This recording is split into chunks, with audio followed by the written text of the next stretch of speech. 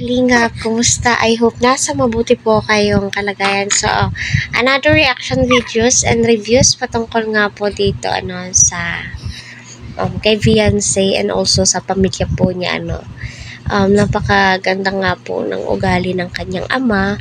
Especially si Beyonce ay nagsisimula na nga pong maglako, ng mga pampalamig, So, alam naman po nating lahat, malaking tulong po yan, kahit na piso-piso, kapag nalikom mo ay malaki na din po, So, maraming salamat sa mga sponsors, Kalingap Rab, Eds, at sa buong team dahil po sa inyo, malaki po talaga yung pinagbago ng buhay nila Beyonce, diba? Pansin naman po natin, blooming na din nga po itong si Beyonce at si Kalingap Eds ay nahahalata na nga po ito, So, totoo nga ba, Sabi nga po nila, ang pag-ibig ay natututunan daw po yan. Pero, doon muna tayo, focus sa pang-good vibes and especially sa pag-aaral po ni Beyonce dahil magsi-16 na pala siya this coming September.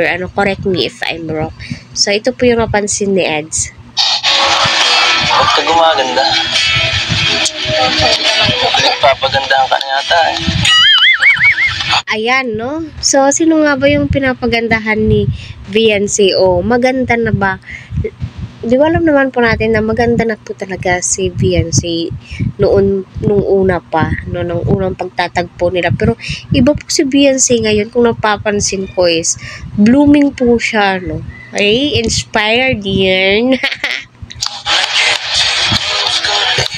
Kala mo sa akin para di na ako masaktan.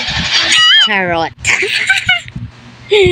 So it means, kung nasasaktan si Eds, so may pagtingin din ba? Tignan mo yung mukha ni Beyonce, sabi niya siguro.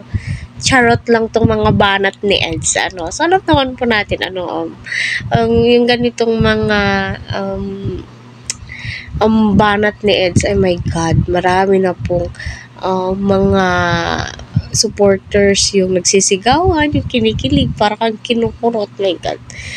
So, sino ba naman ang hindi kikiligin, yung mga ganitong, ay, nako.